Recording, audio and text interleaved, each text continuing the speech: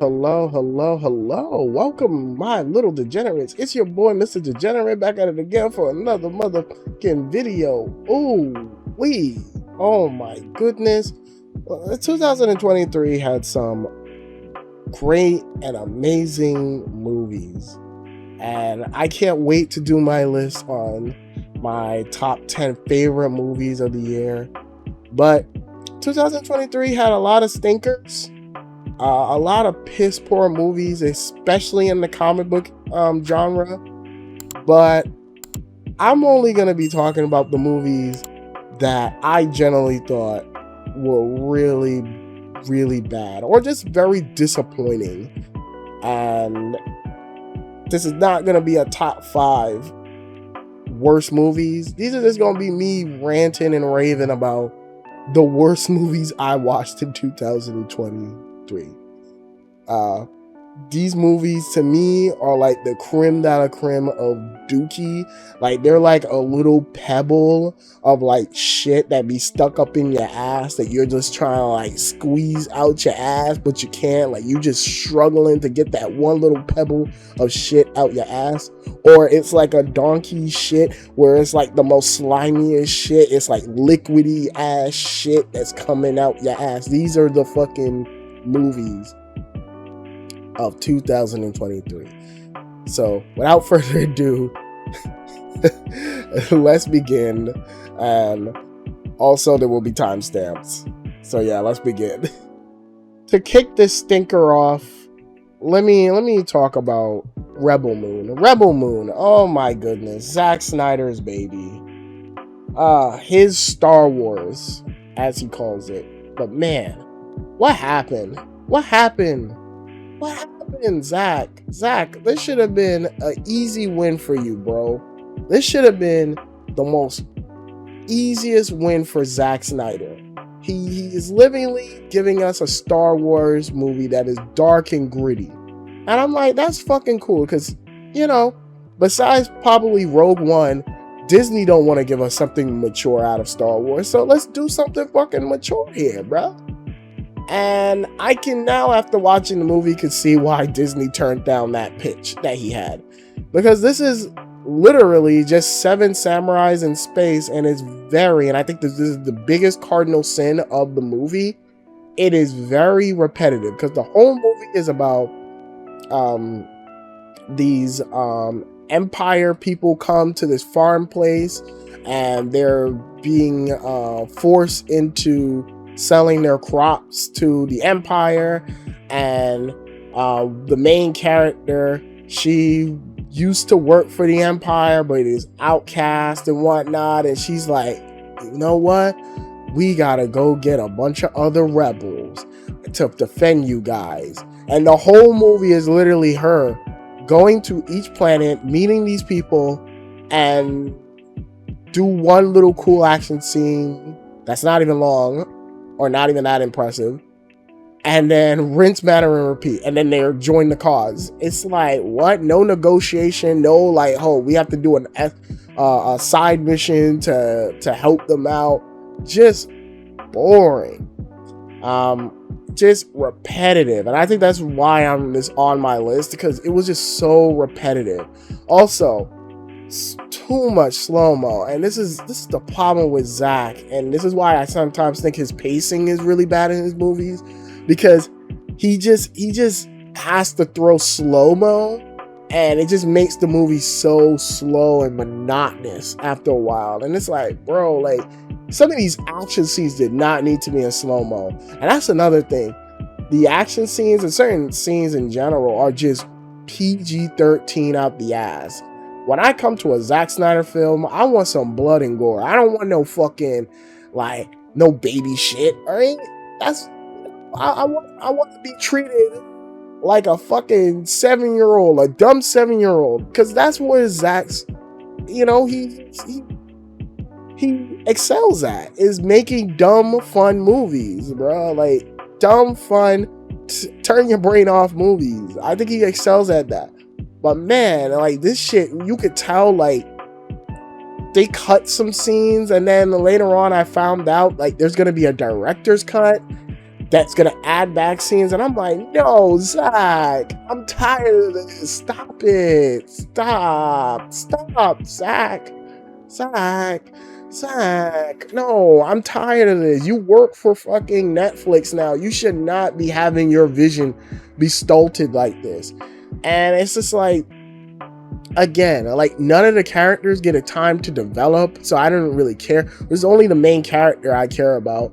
But besides that, no one gives a fuck about anything. I don't give a fuck about any of the characters because they're not fleshed out. And it's weird because every time you meet a new character, they're in some situation, they have a little cool scene or whatever, but you learn nothing about them. It isn't until like the third act where the movie says, this character's a prince, and this woman right here, this samurai woman, she had kids and they got slaughtered or something like that, but let's move on. It's like, bro, like, a character dies in the film and I'm just like, what? Like, huh? And dies and you're supposed to care, and I'm just like, I don't give a fuck that this character died because they didn't do anything to give us any reasons to care. I don't know. It's just, this movie just is not it, and I feel like this movie once again it just runs into the same problem that Zack Snyder has as a filmmaker, is that once again his movies are made for Snyder fans and that's it. And I think that's fine, but when you have a cool concept like this, it's kind of lame. Hopefully part 2 will be better, but be honest with you, I'm not really that invested to even watch part 2. I feel like I'm only watching it because of obligations to Zach, but it is what it is. So yeah, that was very much a stinker for me. By the way, how do you have Anthony Hopkins voicing a fucking robot that has a sort of cool backstory and he's not part of the main team? What the fuck? Oh my goodness, Zach. No. On to the next turd. Fast X. Oh my goodness. Fast X actually kind of hurts me to put it on the list because generally speaking, I don't even think this movie is necessarily bad, because the most entertaining part of it, funny enough, is Jason Momoa. Jason Momoa is fucking fantastic. He's like understood the assignment and was like, all right, you guys are gonna make this fucking movie so serious and shit. Nah, motherfuckers. I'm hamming it up as all fucks, bro. My favorite scene is literally him talking to 2 dead corpses. That shit was like on some fucking Joker type level, and throughout his whole performance, he's just giving a Joker performance, and I love it. He's so much fun in this film. However, I can't say the rest about the rest of the film. The rest of the film is trash or just hilarious to the point where it's just like you're laughing at the movie, at how ridiculous and dumb this is. And I'm so happy that it is now gotten to the point where people are just like, we're kind of tired of this shit, because this movie did not do that well in the box office, and you can feel it because it's like, generally speaking, it's gotten too ridiculous. And I think the biggest issue I have with this film is that there's too many characters, and because there's too many characters, certain plots does not go anywhere. There are certain characters that just show up and just leave, like Jason Statham's character and Rock's character. They're nowhere in this film. Well, Jason Statham's character only has like 5 minutes of screen time, and then he's fuck off. And then motherfucker Rock, he's an after credit scene. You know, again, like, characters that I personally like get barely any screen time, and then the characters that are new, like Brie Larson's character, barely in the fucking film, and the one scene that she did have is just in the bar was just like dumb as fuck, but whatever. And just too many characters, like, just boring, like, just do absolutely nothing with these characters. Certain plot threads from the previous movies Like fucking Charlize Theron's character, the villain, she is just like, they just said fuck it. Like, you were the villain, you are this cool like hacker type villain, you're not anymore. Like, now you have to team up with the rest of the crew. It's like, what the fuck? It's like that's lame. Like, you didn't even wrap up her villainy. like I don't know. Maybe in the next movie they'll do something villainy with her, but it's just like, bro, like they did absolutely nothing with that character. And that's the just biggest point, is that also the movie feels like two different movies, because when you're with like fucking John Cena, when you're with John Cena, oh my goodness, John Cena parts in this movie feels like it's a fucking Disney cartoon movie or a Disney movie. like just isn't taking serious. His character's done a complete 180. Like, I don't know what the fuck they were thinking with this movie, like, generally. And the movie ends on a cliffhanger. I know they're setting up for the next movie, but I was just like not all too pleased with this movie to even consider watching the next movie. I was just like, bro, like, just end this franchise. I'm still gonna watch the next movie only because, like, I've been with this franchise since the very fucking beginning, so I need to know how it ends. But honestly, I would have preferred them do another Hobbs and Shaw than to ever go back to Fast and Furious, because this shit is just lame now. This shit is lame.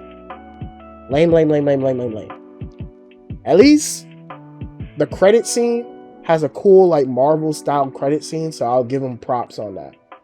Other than that, this franchise needs to end. Let it die. Let this fucking franchise die. The next movie is a movie I legitimately had to look up in order to remember what the fuck this movie was. And that's Ant-Man and the Wasp: Quantumania. Quantumania, holy shit. This is, oh my goodness. This is 2 in a row the Ant-Man movies have been shit. I hated Ant-Man and the Wasp, and I sure as hell do not like Quantumania. And the reason I don't like Quantumania is because I don't remember shit about this movie. Like, legitimately nothing. Only thing I remember, CG was bad because MODOK was in it and his CG looked horrible. Jonathan Major is the only one that is actually trying, which is a shame given the fact that what happens to Jonathan Majors in real life. He's the only one that's fucking trying. And yeah, that's practically it. And yeah, the plot is dumb. Yeah, pretty much. That's pretty much only thing I remember. This movie is a waste of time. This is the definition of a Nuttenberger. And I think what's the most insulting thing about this film is that this is supposed to lead, for a lot of casual people who do not watch the Disney Plus show, this is supposed to be their introductory to the big bad of phase 4 and 5. And I legit did not remember anything about anything in this movie. And Kang in this movie is fucking trash. He gets beat by Ant-Man. That is lame, bro. Like, this movie should have been the movie about Ant-Man doing the time. Like, Ant-Man throughout all his career and life has always been someone who has always had bad luck and always is just never making time for the people he loves, in particular his daughter. And this movie should have been like, he finally gets to make time for his daughter, even though she's all grown up, even though she's an adult now. He finally makes the time for her, but now it's time for him to do the time that he was originally supposed to do in jail. And that would have been fucking awesome. I don't know what happened to this Ant-Man franchise. The first movie is so fucking good. I love the first Ant-Man movie because it's well constructed, and that's probably because Edgar Wright My boy Edgar Wright was the one that was supposed to direct Ant-Man, and he was halfway done that movie, but then the MCU took off and they wanted changes, and he was like, no. And the first movie felt like an Edgar Wright's film. The rest of these just feel so soulless. A lot of the CG just feels like, wow, like we just literally went the Spy Kids budget route of a direct-to-DVD budget. And like, this is a $1 billion company, and they're producing shit like this. Like, this is ridiculous. Like, I think this was the moment where I was just like, I'm kind of done out of Marvel until, you know, Guardians came out. But yeah, like, this was just horrible. Like, oh my goodness. Like, everybody should be kind of embarrassed with this movie. Like, this is the worst MCU film in quite a while. Last but not least, The Flash. The Flash. Now, in my original video, I was kind of a little bit more easy on it because, you know, I was like, there's some good elements that I really love, like Ezra Miller's performance. As much as I thought Younger Barry was fucking annoyingly bad, I did like seeing Ezra play two different versions of the character. And, you know, the ending scene, the scene where he's saying goodbye to his mom, I thought was really powerful. I thought it was really good. But when I really sat back and thought about the movie, and I watched it again with my mother, man, like, just a trash ash movie. I'm sorry. And it's not even has to do with the whole Ezra Miller nonsense, because that's a whole different topic. We can go on and on about that. It's more of what this movie could have been if it had not went with a Flashpoint film, if it had time to develop, if it had time to work out that CG, that awful CG, if it just had more time and was more focused. This movie was delayed, directors left. It just felt like a mess. So you could feel it by the final project. It's just a mess. A messy fucking film. You know? This is supposed to be like the bye-bye of the DCEU, and it doesn't even feel like a proper goodbye. It feels so overwhelmingly not a good farewell. You know, this movie should have been, and I always said this, if we're gonna do Flashpoint, this should have been a really goodbye to everyone from the DCEU. I'm talking about Wonder Woman. I'm talking about Ben Affleck's portrayal of Batman. Everyone, Jason Momoa, everyone play these characters completely different, but also say goodbye to them. This should have been a nice goodbye. And the opening scene is that. Like, it felt like an episode of a Justice League film. Of a Justice League cartoon. But we're missing so much characters, and Gal Gadot's not doing shit. It's like, bro, like, what are we doing? Like, what are we doing? It felt like I got a good goodbye to Ben Affleck, but I want to say goodbye to all the rest of the cast. And it was just like so bad. The rest of the movie, again, Younger Barry is fucking irritating. Like, just the more I thought about this movie, I think the worst thing about it, Sasha Calle, oh my goodness. Let me stop myself right here. Sasha Calle looks so fucking awesome. And it's a shame that she's not coming back. Like, you wasted Sasha Calle, an actress that really could have benefited the DC EU or the new DC extended universe that's coming with James Gunn. Man, you could have done something beautiful with that. But instead, you wasted her, and she's not coming back. And it's sad. It's a really sad movie the more and more I thought about it. Again, it's just a movie of just disappointment. And, you know, again, I wish James Gunn all the best luck. I wish him nothing but the best.